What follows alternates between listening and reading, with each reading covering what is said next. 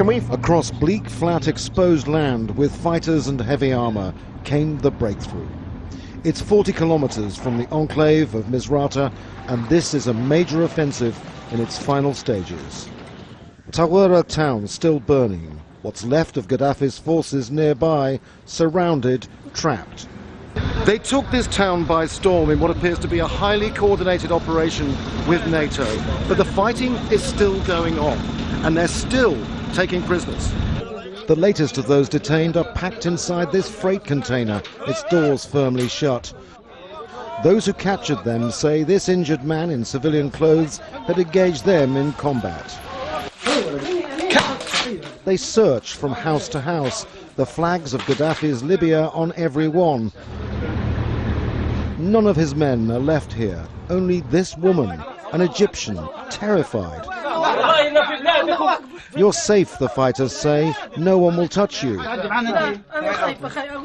I'm afraid, she tells them. Leave me in my house. They say she has to go. She explains that she has 9 children under 12, and they ran away during the attack. The opposition says civilians have been evacuated and handed over to the Red Cross. Where can I find my children, she asked, and then agrees to head to Misrata in the hope they've been taken there.